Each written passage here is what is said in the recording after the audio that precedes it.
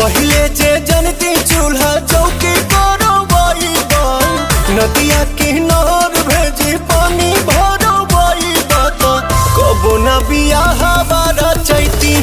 अहो राजा मांगे न सेनुराटी कवैती अहो राजा कबो न बियाह बारा चैती।